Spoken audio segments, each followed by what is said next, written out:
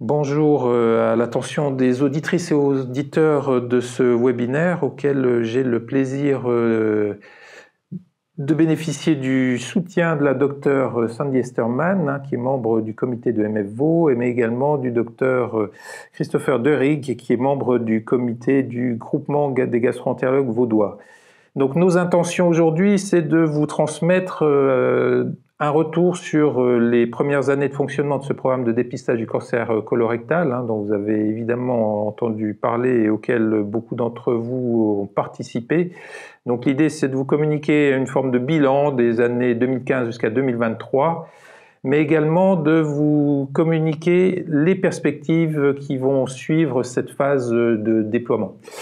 Donc à ce titre-là, je vais commenter quelques diapositives qui ont marqué les différentes étapes du lancement de ce programme. Donc à ce titre-là, on va faire un petit bilan, un petit rappel sur les motifs de déploiement de ce projet, avec évidemment quelques notions statistiques qui sont la place du cancer colorectal en termes de fréquence et de décès en Suisse. C'est le 3e cancer en termes de rang, en termes de fréquence et de décès. Et il est également responsable de 10% des diagnostics, mais également de décès par cancer dans notre pays. À signaler dans le canton de Vaud, donc 380 cas de cancers colorectaux diagnostiqués tous les ans et de l'ordre de 140 décès annuellement, 137 en moyenne. Et à signaler également une grande majorité de ces cas de cancers colorectaux diagnostiqués au-delà de 50 ans. À noter le groupe d'âge 45-49 ans, très faiblement concerné actuellement par le diagnostic de cancer colorectal, seulement 3%, cependant une population sur laquelle on se pose des questions pour l'avenir en termes de dépistage. C'est une question qui sera probablement récurrente au cours des années à venir. Alors, on en revient à ce programme de dépistage et cancer colorectal. Donc, un critère de risque qui est le sexe avec un risque qui est 1,5 fois plus élevé chez l'homme que chez la femme, et également un rappel sur ce qui s'est passé antérieurement en termes de stado-diagnostic, avant une époque qui a précédé le remboursement par la LAMAL des tests de dépistage, une époque où on diagnostiquait une fois sur deux ce cancer à un stade déjà évolué, voire métastatique. Voilà, alors l'histoire, elle a été la suivante, c'est qu'entre 2009 et 2014, il a été initié dans le canton de Vaud un projet pour un déploiement de programme de dépistage colorectal. Ce déploiement, il a été rendu possible par une évolution de la loi sur l'assurance maladie. Alors, évolution qui est intervenue en juillet 2014 avec prise en charge par l'assurance de base des tests de dépistage coloscopie tous les 10 ans ou test FIT tous les 2 ans avec exemption de franchise dans le groupe d'âge 50 à 69 ans, malheureusement de manière restrictive, et ceci avec exemption de franchise dans le cadre du programme vaudois de dépistage du cancer colorectal. Ceci, ça nous a autorisé à déployer ce programme de dépistage en septembre 2015. Ensuite, l'histoire elle a été la suivante, c'est qu'on a déployé ce programme en 2015 au travers d'une stratégie de sensibilisation de la population qui a été définie autour du principe de décision partagée avec un médecin de famille. Le médecin de famille devant explorer les valeurs et les préférences de son patient ou de sa patiente, l'informer sur les risques et les bénéfices des options disponibles, et également évoquer le fait de ne rien faire. On est autorisé à ne pas participer, ça reste toujours d'actualité. Et ce dispositif a été déployé de cette façon-là, donc avec pour le médecin de famille différents rôles: information du patient ou de la patiente, réalisation d'une inclusion ou d'une exclusion. Si inclusion, débat autour de la coloscopie ou du test FIT, et puis bien évidemment le suivi très important des personnes avec un test FIT positif. Alors là, je vais peut-être vous transmettre la parole, Dr Esterman. Comment est-ce que vous avez vécu cette phase de déploiement? Comment est-ce que vous avez vécu ce rôle du médecin de famille durant ces années 2015 jusqu'à aujourd'hui? Comment le vivez-vous?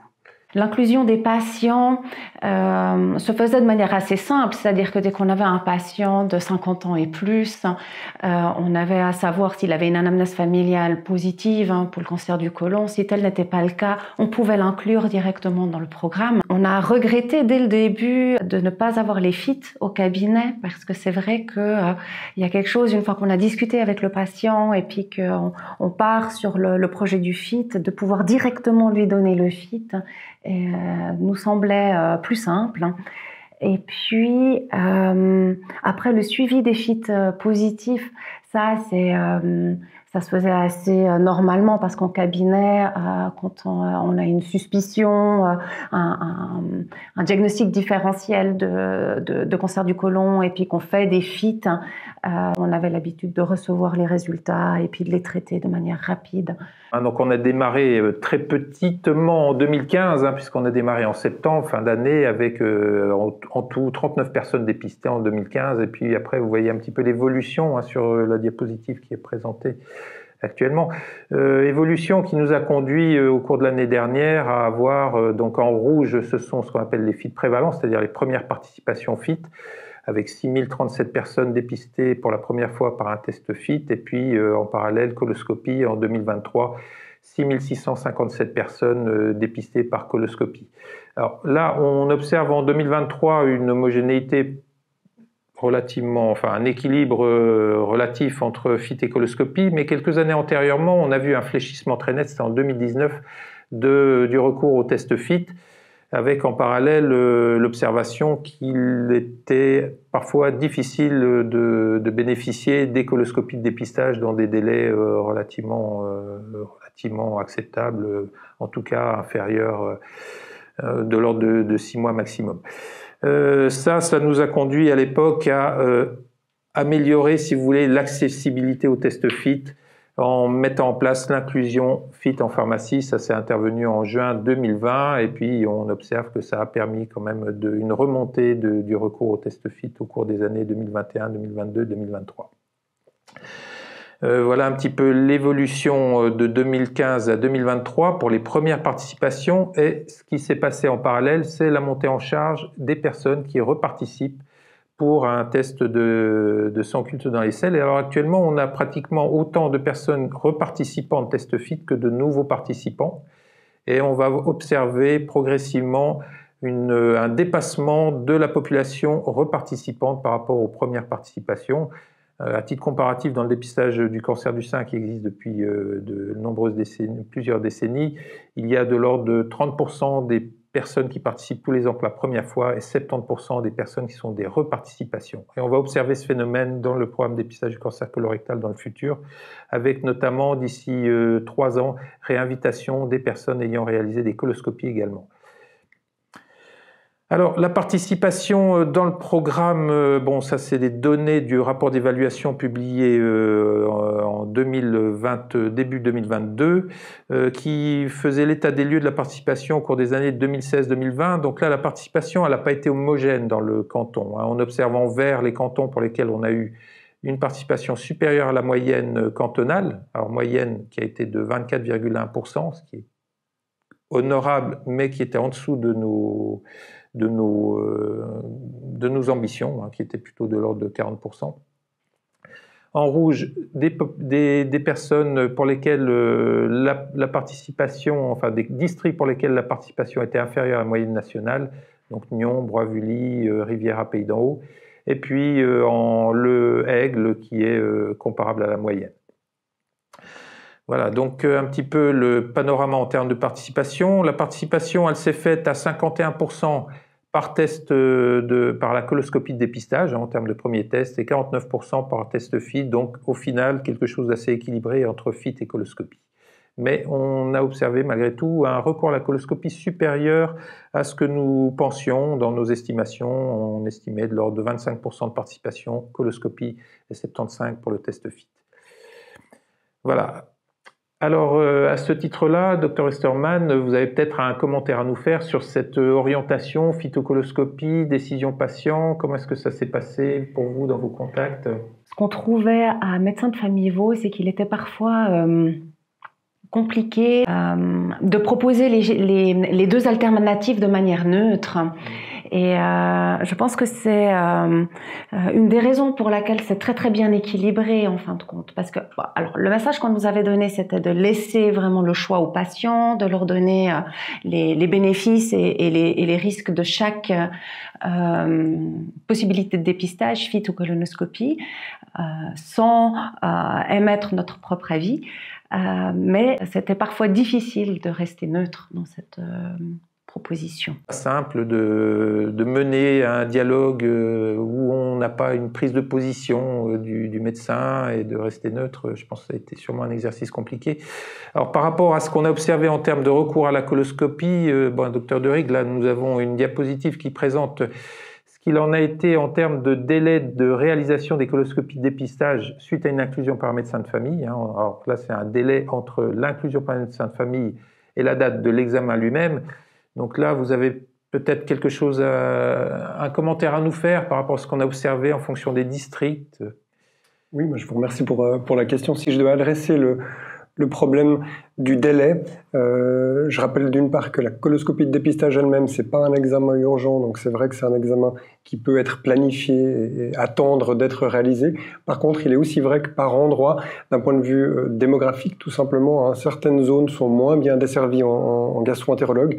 On a été aussi surpris que tout le monde par l'attrait finalement de la colonoscopie en termes d'examen de dépistage. On pensait qu'il y allait avoir beaucoup plus de FIT que de colonoscopie de dépistage. On voit que là, on est à 50-50. Donc, on a peut-être été pris un petit peu de court au départ. Actuellement, je sais que dans la plupart des zones qui sont un tout petit peu moins bien dotées en gastro-entérologue, les choses sont en train de changer. Donc, j'ai bon espoir que finalement, l'accès à la colonoscopie et surtout de la colonoscopie après les FIT positifs va pouvoir se faire dans les délais qu'on a tous en tête et qui devraient être respectés. Alors, effectivement, la notion du délai est importante. Alors ici, il s'agit donc du délai pour des coloscopies de dépistage. Donc, l'enjeu est très différent par rapport à l'accès à la coloscopie suite à un FIT positif. Alors, qu'est-ce qu'il en a été en termes de... Alors, on va commenter un petit peu ça un peu plus tard. Qu'est-ce qu'il en a été en termes de taux de FIT positif? Donc, en première participation, en moyenne, c'est 5,4% des personnes participantes qui se sont retrouvées avec un résultat FIT positif et qui ont eu besoin de recours reçu une recommandation de coloscopie. On note que lorsque les personnes reparticipent, on a évidemment toujours un certain taux de FIT positif, mais il est significativement inférieur, il est en moyenne à 3,8%. Alors, qu'est-ce qu'il en a été en termes d'accès à la coloscopie suite à FIT positif? Cette diapositive mérite quelques commentaires. D'une part, j'adresse aux médecins de famille tous mes remerciements pour leur soutien à ce programme, parce que si on est bon sur cette diapositive, c'est grâce à eux, parce qu'ils ont parfaitement su gérer ces situations et d'orientation des patients vers l'examen recommandé. Donc on observe que 73% des coloscopies ont été réalisées suite à un FIT positif dans un délai maximum de 3 mois, ce qui est tout à fait honorable dans un contexte un petit peu tendu par rapport aux disponibilités des gastro-entérologues. 15,5% des cas, la coloscopie a été réalisée dans un délai de 4 à 6 mois et il y a un petit taux de coloscopie qui se réalise vraiment très tardivement à des délais supérieurs à 6 mois. À noter, il ne s'agit pas forcément cette fois des disponibilités des gastro-entérologues. Il y a beaucoup de situations où les personnes ont eu une attitude un petit peu d'attentisme et il a fallu les convaincre pour aller jusqu'à l'examen et réaliser des rappels, et donc ça, les médecins de famille ont joué le jeu à ce niveau-là. On note qu'on a évidemment un certain taux de personnes qui n'ont pas voulu faire la coloscopie finalement, en dépit du résultat positif, mais un taux relativement contenu, c'est 6,4% de personnes qui n'ont pas réalisé la coloscopie, ou un tout petit pourcentage de personnes, 0,5%, qui ont voulu faire autre chose, du type refaire un test FIT avec un résultat négatif parfois, ou un colo-CT. Et puis, finalement, on a de l'ordre de 95% de la population qui a été dépistée par FIT de résultats positifs, qui a réalisé l'examen. Et ça, c'est très satisfaisant parce que beaucoup de pays peinent beaucoup à atteindre des seuils aussi bons. Alors, un petit focus sur l'intervention des pharmaciens dans ce dispositif. Donc là, c'est une dia en fait qui n'a pas été tout à fait mise à jour, mais enfin qui permettait de façon précoce de voir qu'est-ce qu'il en était suite à une inclusion FIT en pharmacie en termes de recours à la coloscopie. Finalement, on s'est retrouvé avec des taux de coloscopie non faite relativement tout à fait superposables à ceux qu'on observe suite à une inclusion médecin de famille. Donc ça veut dire également qu'il y a eu une très bonne collaboration entre médecins et pharmaciens, également programme de dépistage, pour l'orientation des personnes incluses en pharmacie et qui ont eu des tests FIT positifs. Donc là, à nouveau, j'adresse tous mes remerciements aux médecins de famille qui ont assuré ce relais du pharmacien pour obtenir l'examen. Alors là, il y a une diapositive intéressante qui nous donne un petit peu le retour suite à une coloscopie dépistage et une coloscopie suite à FIT positif. Donc là, je vais vous laisser commenter, docteur De Rigue, ces éléments-là. Merci. Donc si je dois commenter ces chiffres qui comparent finalement ce qu'on retrouve lors d'une colonoscopie de dépistage par rapport à ce qu'on retrouve à une colonoscopie après un FIT positif, on voit que le FIT, c'est un excellent test de dépistage. Et puis ça, c'est vraiment un message qu'on aimerait faire passer. La colonoscopie, c'est pas mieux. On va voir peut-être que certains patients pourront plus bénéficier de la colonoscopie que d'un test par FIT et vice-versa. Mais cette dia, pour moi, elle parle vraiment de la qualité de l'examen FIT en termes de dépistage.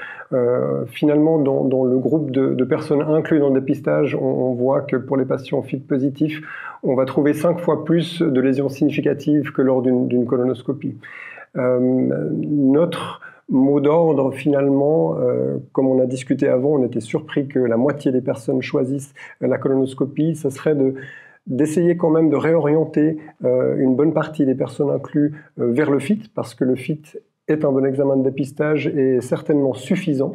Il y a certaines personnes pour lesquelles la colonoscopie sera vraisemblablement plus adéquate en première ligne. Et là, je parle des personnes qui ont une anamnèse familiale de cancer colorectal, surtout les patients qui ont une anamnèse familiale de cancer chez un parent de premier degré entre 50 et 60 ans. Plus il y a de personnes dans la famille qui sont touchées par des polypes avancés ou des cancers colorectaux, plus le bénéfice de la colonoscopie sera important. Et ces gens-là, à mon sens, devraient être peut-être un petit peu plus orientés vers la colonoscopie. C'est clair que le meilleur test de dépistage, c'est celui qui est fait. Donc si le patient il ne veut pas faire une colonoscopie malgré, je dirais, une histoire familiale positive, mais qu'il est d'accord de faire un FIT, évidemment que c'est le FIT qu'il faut faire chez cette personne-là. Alors, on va parler cette fois des cancers dépistés. Donc là, on retient sur la diapositive uniquement les cas d'adénocarcinome colorecto invasif. Hein. À noter, on a dépisté également, dans le cadre de ce programme, des tumeurs, des tumeurs anales, mais bon, qui ne sont pas prises en compte dans cette donnée-là. Donc, pour 182 cancers dépistés, tout compris, hein, FIT ou coloscopie, donc on observe 73% de cas où le stade de diagnostic était précoce, avec donc d'excellentes perspectives en termes de pronostic. C'était des tumeurs sans atteinte d'organes périphériques ni métastases ganglionnaires ou distantes. Ça en taux de détection moyen pour toute cette population qui est rentrée dans le dispositif. En moyenne, actuellement, on est à 3,1 pour 1000 personnes dépistées, 3,1 adénocarcinome colorectal invasif pour 1000 personnes dépistées. Alors, ce qui est intéressant, c'est de voir est-ce qu'il existe des différentiels objectifs entre les stades des cancers dépistés par FIT ou coloscopie. Alors, sur ces premières participations, écoutez, non, on est relativement équilibré. Hein, on a 74% de stade 1-2 suite à un dépistage par test FIT, et puis 73 suite à un dépistage par coloscopie, et puis 24 et 27% de cas où là on est dans des stades 3 et 4. Très peu de cas pour lesquels on n'est pas parvenu à obtenir le stade. Hein, ça, c'est le travail réalisé par l'équipe d'Unisanté dans les suivis médicaux, récupérer tous les résultats de ces examens. Et je remercie également à ce titre-là les médecins qui nous fournissent des informations suite à un FIT positif avec cancer confirmé. Ça va être d'aborder maintenant ce qu'il en est en termes de perspective. Parce que là, il a été évoqué précédemment donc, ce recours à la coloscopie qui était supérieur à ce qu'on escomptait. On a évoqué également, dans certaines situations, quelques difficultés d'accès à la coloscopie de dépistage, hein, des difficultés régionales. Mais ce qu'on n'a pas évoqué, si vous voulez, c'est toutes les informations qu'on a recueillies par des témoignages de la population. Pour mémoire, Unisanté, avec son secteur, dispose d'un standard téléphonique qui réceptionne les appels de la population pour le dépistage du cancer du sein, mais également le dépistage du cancer colorectal. À ce titre, c'est de l'ordre de 40 000 appels qui sont réceptionnés tous les ans, hein, de la population, et beaucoup d'appels qui concernent des informations sur le recours le dépistage du cancer colorectal. Et on s'est rendu compte que la population est souvent un petit peu désemparée face aux deux propositions, et également très peu motivé par la lecture de la brochure qui avait été initialement diffusée, hein, cette brochure de 18 pages, qui est très complète, qui comporte énormément d'informations, qui restera publiée, mais qui nous a paru, au fil de l'exercice, trop complexe à lire et à comprendre. Et on a bien compris qu'il allait falloir basculer sur une autre époque. Alors cette époque, eh ben, si vous voulez, elle intervient là, dès mars 2024, hein, où on va, si vous voulez, suite à une décision collégiale au sein du comité de pilotage du programme dépistage du cancer colorectal, hein, qui a rassemblé des représentants des médecins de famille, des gastro-entérologues, des pathologues, oncologues, il a été décidé d'évoluer en termes d'information. Et cette information, elle va se transformer. Ça va plus être, de notre point de vue, hein, au Unisanté, ça ne devrait plus être une proposition équilibrée, FIT ou coloscopie. Ça devrait être une information plutôt informée sur la base d'une évaluation du risque individuel. C'est-à-dire qu'on se rend compte que dans la population, en dehors de risques familiaux, vous avez évoqué, hein, docteur Derig, hein, que vous pourrez repréciser, hein, peut-être, on se retrouve dans des situations majoritairement de bas risque et donc une population qu'on pourrait très bien surveiller par test FIT s'il est fait tous les 2 ans, on insiste sur cet aspect-là. Évidemment, donc ça devrait être à l'avenir la recommandation de première ligne faite par le médecin de famille en cas d'absence de cette anamnèse familiale. De votre point de vue, Dr Esterman, est-ce que c'est quelque chose qui vous paraît jouable en pratique de médecine de famille, de faire un petit peu ce point de situation risque avec quelqu'un qui vient vous voir pour du dépistage cancer colorectal et une recommandation un petit peu plus orientée? Est-ce que ça vous paraît quelque chose de possible? Je pense que c'est aux médecins de famille d'y penser au dépistage et ce ne sera pas aux patients qui va... Alors des fois, hein, les patients viennent avec leur petite enveloppe qu'ils ont reçue, mais la majorité du temps, c'est lors d'un check-up ou quand on voit le patient dans une consultation de dire « Ah, ben... vous avez plus de 50 ans, je pense que c'est important qu'on parle du dépistage et de pouvoir leur proposer le FIT. Maintenant, je trouve intéressant de voir qu'un petit peu comme le PSA, l'envie du patient, s'il a envie d'avoir une colonoscopie et qu'il n'a pas les facteurs de risque familiaux, peut en bénéficier. J'aurais aimé avoir votre avis, Dr Durig. Est-ce que c'est pour quelles raisons en fait c'est important de pouvoir leur laisser le libre choix? Je vous remercie pour votre question. Je pense qu'on a énormément de chance d'avoir ce programme de dépistage. Il n'y a pas de programme de dépistage dans tous les cantons pour l'instant en Suisse et le fait d'avoir les 2 tests de dépistage les plus performants finalement pour trouver les cancers, des lésions significatives, on a cette possibilité dans le canton de Vaud. On voulait réorienter un tout petit peu le FIT pour lui donner plus de valeur, parce que même en tant que gastro-entérologue, on croit en ce test de dépistage. Ça nous permet d'identifier rapidement les gens qui ont besoin de faire une colonoscopie. On s'est rendu compte qu'il y avait beaucoup de patients finalement sans facteur de risque, des patients relativement jeunes qui n'avaient pas d'histoire familiale de cancer colorectal, qui faisaient beaucoup de colonoscopies. Ces gens-là, probablement qu'une bonne partie d'entre eux seraient très bien couverts avec un FIT effectué tous les 2 ans, comme l'a dit M. Ducrot. C'est très important et c'est valable uniquement quand c'est un test qui est répété tous les 2 ans. Certains patients donc avec une histoire familiale de cancer colorectal, les patients plus âgés, à partir de 65 ans, s'ils n'ont jamais fait l'examen de dépistage, que ce soit un FIT ou une colonoscopie, probablement que ces gens-là qui sont plus à risque pourraient être orientés également vers une colonoscopie. Mais je pense que d'interdire la colonoscopie ou de ne pas donner accès dans les mêmes conditions à la colonoscopie à quelqu'un qui veut faire son dépistage, ça serait une erreur. On essaye de rassembler et de dépister le plus de monde possible et on a la chance de le faire de manière... j'ai envie de dire, assez exemplaire dans ce canton. Et ça, pour nous, depuis le début, c'était très important de pouvoir laisser le choix aux patients de faire l'un ou l'autre de ces tests de dépistage. Et ça, on y tient encore. Est-ce qu'il faut avoir une colonoscopie une fois dans sa vie?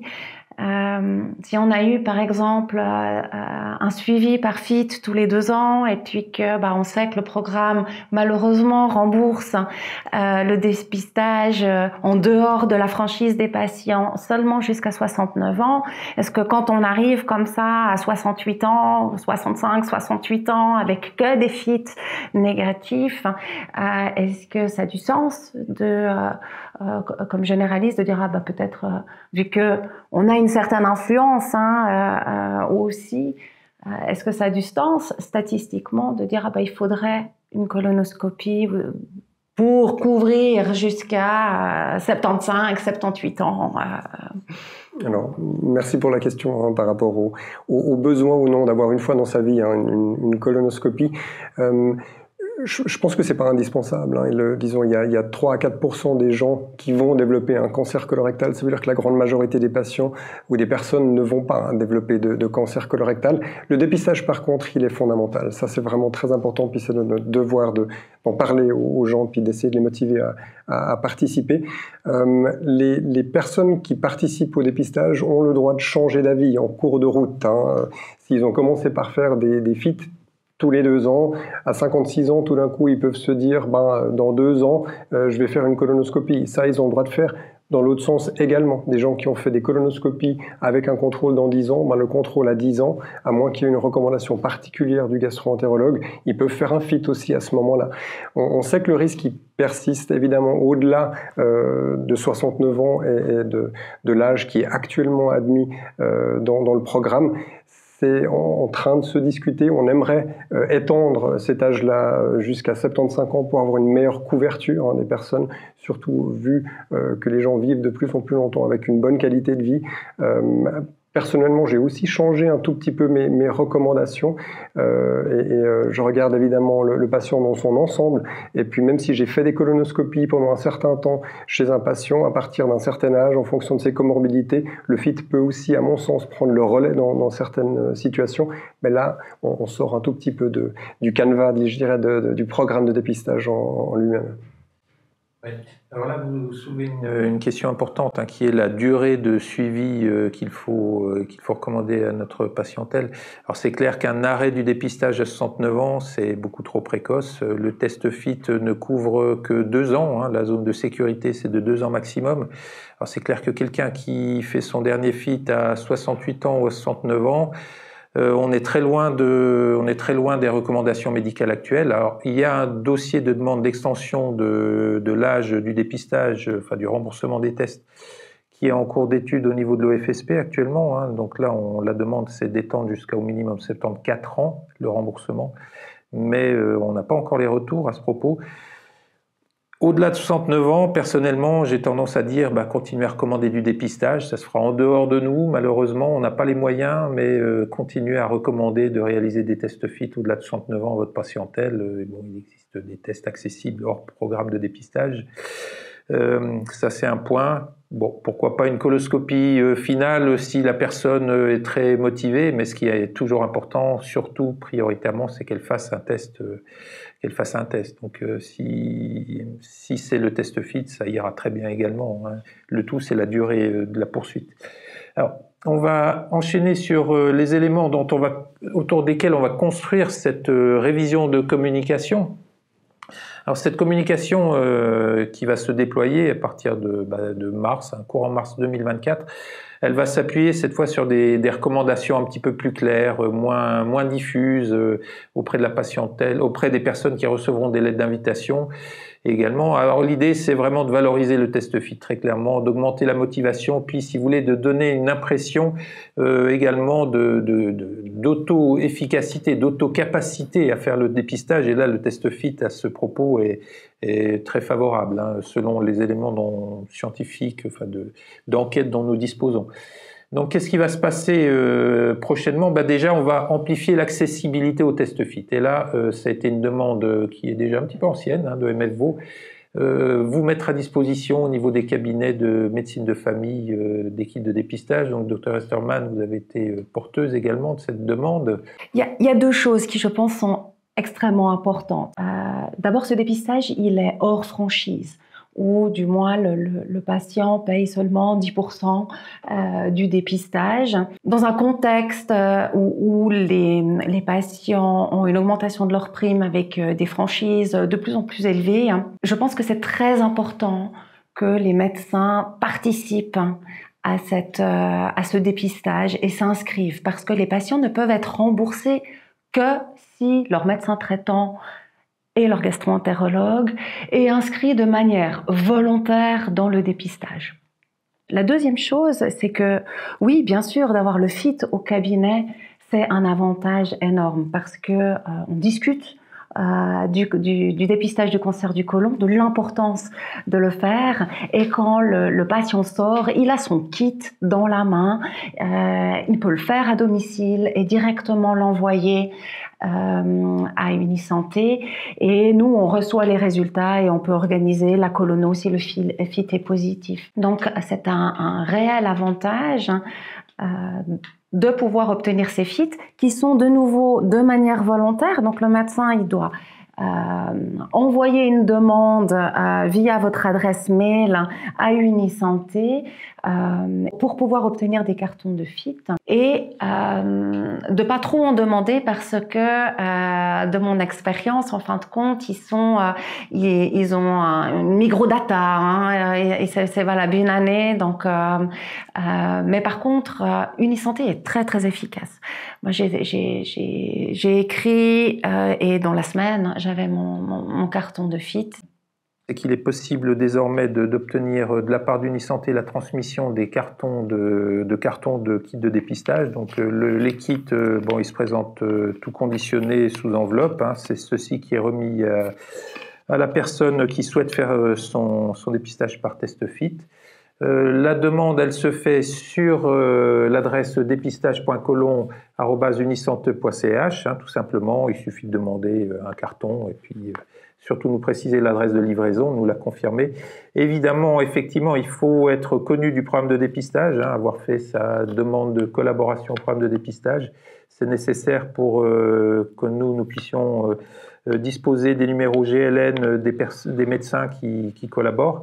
Donc du coup, le médecin qui veut faire partie du programme, si j'entends bien, il vous envoie simplement le formulaire avec son tampon où il y a le GSN et il est directement inclus comme médecin dépisteur faisant partie du programme de dépistage. La procédure pour adhérer au programme de dépistage, c'est simplement nous communiquer par email sur dépistage.colon@unisanté.ch son identité, le signalement qu'on exerce à tel endroit et qu'on souhaite collaborer au programme. Donc nous vous transmettrons, suite à ces demandes, nous transmettons ce qu'on appelle la charte de participation du médecin de famille, et on fait la demande de quelques informations très succinctes qui sont essentiellement le numéro GLN qui va servir pour la facturation.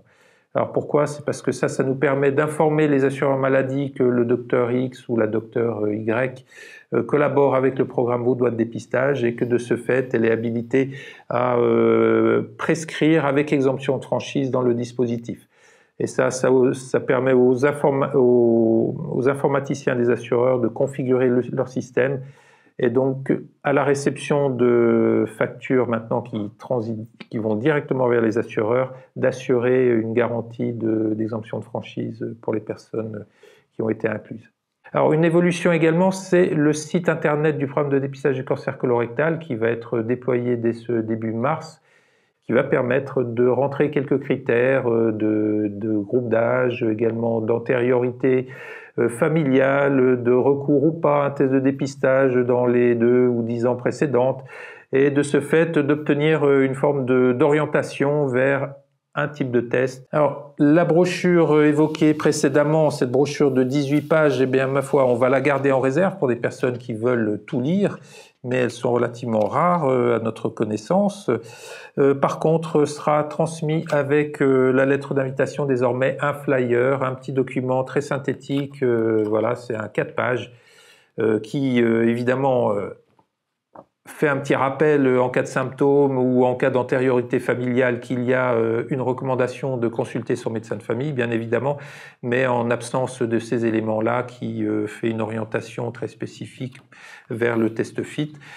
sans évoquer aucun blocage vers la coloscopie au cas où ce soit le choix de la personne. Vous vouliez nous apporter un commentaire Oui, je me posais la question si on aimerait avoir ces flyers dans nos cabinets, comment est-ce qu'on procède? Dépistage.colon@unisante.ch, c'est l'adresse pour nous poser toutes vos questions. Et si c'est des questions très médicales, évidemment, elles sont orientées vers le médecin responsable qui répondra, mais l'équipe du secrétariat dépistage du cancer du côlon, pour des questions d'ordre administratif ou d'envoi de brochures ou d'envoi de kits de dépistage, prend connaissance au quotidien des messages qui nous arrivent et puis répond aux demandes. Jusqu'à fin 2023, on devait cliquer sur la fondation de dépistage du cancer du côlon en plus de notre consultation pour pouvoir facturer la consultation de dépistage. Maintenant, en fait, dans le chaînage, moi j'ai fait un chaînage dans MediWay où j'ai consultation courte, consultation longue de dépistage et puis je peux vraiment le facturer à la suite de ma consultation. La consultation courte et dans la consultation longue, c'est assez simple. En fait, la consultation courte, c'est quand ça nous a pas pris beaucoup de temps, que moins d'un quart d'heure. La consultation longue, on pourra cliquer dessus dans les cas où on a un patient qui parle pas le français, qui a une compréhension difficile ou alors qui pose énormément de questions et où on dépasse le quart d'heure de temps pour discuter du dépistage du cancer du côlon. Pour vous, Dr Derigue, vous vouliez nous apporter un point de vue par rapport à ces évolutions de communication? Je suis très content que les médecins de famille pourront maintenant directement remettre le FIT à leurs patients. Je pense que effectivement, on n'est pas encore dans la cible de personnes incluses dans le programme de dépistage. Et à mon avis, ça, c'est vraiment un pas en avant qui nous permettra de toucher un nombre plus important de personnes. Comme je le disais avant, le meilleur test de dépistage, c'est celui qui est fait. On a la chance de pouvoir choisir entre deux méthodes de très haute qualité. Si vous n'avez pas d'histoire familiale de cancer colorectal, si vous êtes dans la tranche d'âge relativement jeune qui touche le programme, le FIT est un excellent test de dépistage. Clairement, si vous avez une histoire familiale de cancer colorectal, si vous n'avez jamais fait de dépistage, vous avez plus de 65 ans, la colonoscopie est probablement une très bonne option de dépistage en première ligne. J'encourage vraiment tout le monde à dépister, à participer, à inclure des personnes dans ce programme. Éviter d'envoyer des patients qui sont symptomatiques, ça reste un critère d'exclusion. Et c'est vrai que pour nous, en tant que gastro-entérologue, on ne fait pas le même travail chez des personnes qui ont des symptômes digestifs ou qui viennent réellement pour un dépistage. C'est deux choses différentes. Et je pense que ça devrait rester comme ça. Excellente synthèse des enjeux également du programme et de ce qu'il est licite de faire dorénavant. Alors donc ce changement de paradigme en termes de communication, j'espère qu'il sera bien vécu par les médecins de famille. C'est pas un positionnement anti-coloscopie du tout, mais c'est probablement revenir vers des fondamentaux connus qui sont le less is more. On en a entendu parler les uns les autres. On va le déployer maintenant dans le programme de dépistage du cancer colorectal. Au niveau d'Unisanté, donc le secteur programme vaudois assure la coordination de toute cette évolution, de ce relationnel entre partenaires, entre professionnels de santé, également assure le lien avec l'assurance, les assureurs maladie, avec la direction générale de la santé. Si vous avez des questions à poser par rapport à tout ça, vous pouvez les communiquer directement sur l'adresse générique qu'on a évoquée ou sur mon adresse personnelle éventuellement. En tout cas, je vous remercie énormément, Dr Estermann, Dr Derigue, pour tous les commentaires, l'input que vous avez apporté, l'animation que vous avez apportée à ce webinaire. Et je remercie également toutes les personnes qui nous apportent leur soutien, tous les professionnels de santé qui apportent leur soutien. Merci beaucoup.